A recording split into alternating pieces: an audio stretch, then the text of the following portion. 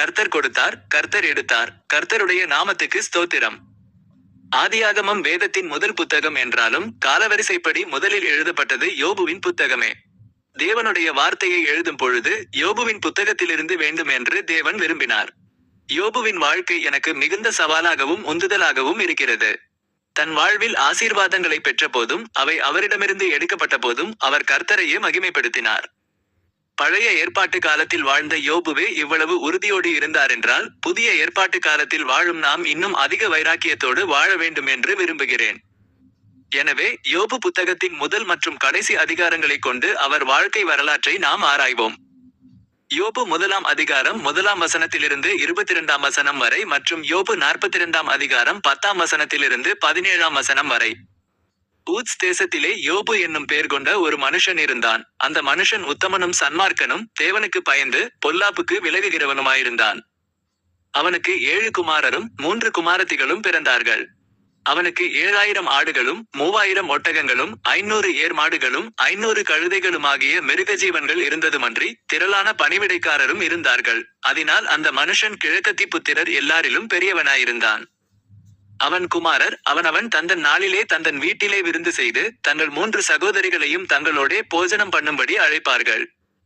விருந்து செய்கிற அவரவருடைய நாள்முறை முடிகிற போது யோபு, ஒருவேளை என் குமாரர் பாவம் செய்து தேவனை தங்கள் இருதயத்திலே தூஷித்திருப்பார்கள் என்று சொல்லி அவர்களை அழைத்தனுப்பி பரிசுத்தப்படுத்தி அதிகாலமே எழுந்து அவர்கள் எல்லாருடைய இலக்கத்தின்படியேயும் சர்வாங்க தகன பலிகளை செலுத்துவான். இந்த பிரகாரமாக யோபு அந்நாட்களிலெல்லாம் செய்து வருவான். ஒரு நாள் தேவபுத்திரர் கர்த்தருடைய சந்நிதியில் வந்து நின்றபோது சாத்தானும் அவர்கள் நடுவிலே வந்து நின்றான். கர்த்தர் சாத்தானை பார்த்து, நீ எங்கே இருந்து வருகிறாய் என்றார். சாத்தான் கர்த்தருக்கு பிரதியுத்தரமாக, பூமியெங்கும் உலாவி அதில் சுற்றித் திரிந்து வருகிறேன் என்றான். கர்த்தர் சாத்தானை நோக்கி, என் தாசனாகிய யோபின் மேல் கவனம் வைத்தாயோ? உத்தமனும் சன்மார்க்கனும் தேவனுக்கு பயந்து பொல்லாப்புக்கு விலகுகிறவனுமாகிய அவனைப் போல பூமியில் ஒருவனும் இல்லை என்றார். அதற்கு சாத்தான் கர்த்தருக்கு பிரதியுத்தரமாக, யோபு விருதாவாகவா தேவனுக்கு பயந்து நடக்கிறான்? நீர் அவனையும் அவன் வீட்டையும் அவனுக்கு உண்டான எல்லாவற்றையும் சுற்றி வேலியடைக்கவில்லையோ? அவன் கைகளின் கிரியையை ஆசீர்வதித்தீர், அவனுடைய சம்பத்து தேசத்தில் பெருகிறது. ஆனாலும் உம்முடைய கையை நீட்டி அவனுக்கு உண்டானவையெல்லாம் தொடுவீரானால் அப்பொழுது அவன் உமது முகத்துக்கு எதிரே உம்மை தூஷிக்கானோ பாரும் என்றான். கர்த்தர் சாத்தானை நோக்கி, இதோ அவனுக்கு உண்டானவையெல்லாம் உன் கையில் இருக்கிறது, அவன் மேல் மாத்திரம் உன் கையை நீட்டாதே என்றார். அப்பொழுது சாத்தான் கர்த்தருடைய சந்நிதியை விட்டு புறப்பட்டு போனான். பின்பு ஒரு நாள் யோபுடைய குமாரரும் அவன் குமாரத்திகளும் தங்கள் மூத்த சகோதரன் வீட்டிலே புசித்து திராட்சரசம் குடிக்கிற போது ஒரு ஆள் அவனிடத்தில் வந்து, எருதுகள் உழுகிற போது கழுதைகள் அவைகளின் பக்கத்திலே மேய்ந்து கொண்டிருக்கையில் சபேயர் அவைகள் மேல் விழுந்து அவைகளை சாய்த்து கொண்டு போனார்கள். வேலையாட்களையும் பட்டயக்கருக்கினால் வெட்டி போட்டார்கள். நான் ஒருவன் மாத்திரம் தப்பி அதை உமக்கு அறிவிக்கும்படி வந்தேன் என்றான். இவன் இப்படி பேசிக் கொண்டிருக்கையில் வேறொருவன் வந்து, வானத்திலிருந்து தேவனுடைய அக்கினி விழுந்து ஆடுகளையும் வேலையாட்களையும் சுட்டெரித்து போட்டது. நான் ஒருவன் மாத்திரம் தப்பி அதை உமக்கு அறிவிக்கும்படி வந்தேன் என்றான். இவன் இப்படி பேசிக் கொண்டிருக்கையில் வேறொருவன் வந்து, கல்தேயர் 3 பவுஞ்சாய் வந்து ஒட்டகங்கள் மேல் விழுந்து அவைகளை ஓட்டிக்கொண்டு போனார்கள். வேலையாட்களையும் பட்டயக்கருக்கினால் வெட்டி போட்டார்கள். நான் ஒருவன் மாத்திரம் தப்பி அதை உமக்கு அறிவிக்கும்படி வந்தேன் என்றான். இவன் இப்படி பேசிக் கொண்டிருக்கையில் வேறொருவன் வந்து, உம்முடைய குமாரரும் உம்முடைய குமாரத்திகளும் தங்கள் மூத்த சகோதரன் வீட்டிலே புசித்து திராட்சரசம் குடிக்கிற போது வனாந்தர வழியாய் பெருங்காற்று வந்து அந்த வீட்டின் 4 மூலையிலும் அடிக்க அது பிள்ளைகளின் மேல் விழுந்ததினால் அவர்கள் இறந்து போனார்கள். நான் ஒருவன் மாத்திரம் தப்பி அதை உமக்கு அறிவிக்கும்படி வந்தேன் என்றான்.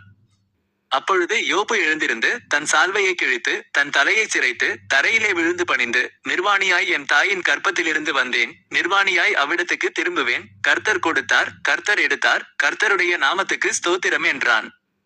இவையெல்லாவற்றிலும் யோபு பாவம் செய்யவுமில்லை, தேவனை பற்றி குறை சொல்லவுமில்லை. யோபு தன் சிநேகிதருக்காக வேண்டுதல் செய்தபோது கர்த்தர் அவன் சிறையிருப்பை மாற்றினார். யோபுக்கு முன் இருந்த எல்லாவற்றை பார்க்கிலும் 2 தனையாய் கர்த்தர் அவனுக்கு தந்தருளினார். அப்பொழுது அவனுடைய எல்லா சகோதரரும் சகோதரிகளும் முன் அவனுக்கு அறிமுகமான அனைவரும் அவனிடத்தில் வந்து அவன் வீட்டிலே அவனோடே போஜனம் பண்ணி கர்த்தர் அவன் மேல் வரப்பண்ணின சகல தீங்கு நிமித்தம் அவனுக்காக அங்கலாய்த்து அவனுக்கு ஆறுதல் சொல்லி அவரவர் ஒவ்வொரு தங்க காசையும் அவரவர் ஒவ்வொரு பொன் ஆபரணத்தையும் அவனுக்கு கொடுத்தார்கள். கர்த்தர் யோபின் முன்னிலைமையை பார்க்கிலும் அவன் பின்னிலைமையை ஆசீர்வதித்தார். 14,000 ஆடுகளும் 6,000 ஒட்டகங்களும் 1000 ஏர்களும் 1000 கழுதைகளும் அவனுக்கு உண்டாயின. 7 குமாரரும் 3 குமாரத்திகளும் அவனுக்கு பிறந்தார்கள். மூத்த மகளுக்கு எமீமாள் என்றும், இரண்டாம் மகளுக்கு கெத்சியாள் என்றும், மூன்றாம் மகளுக்கு கேரேனாப்புக் என்றும் பெயரிட்டான். தேசத்தில் எங்கும் யோபின் குமாரத்திகளைப் போல் சௌந்தரியமான பெண்கள் காணப்படவில்லை. அவர்கள் தகப்பன் அவர்கள் சகோதரரின் நடுவிலே அவர்களுக்கு சுதந்தரம் கொடுத்தான். இதற்கு பின்பு யோபு 140 வருஷம் உயிரோடிருந்து 4 தலைமுறையாக தன் பிள்ளைகளையும் தன் பிள்ளைகளுடைய பிள்ளைகளையும் கண்டான். யோபு நெடுநாளிருந்து பூரண வயதுள்ளவனாய் மரித்தான். ஆமென்.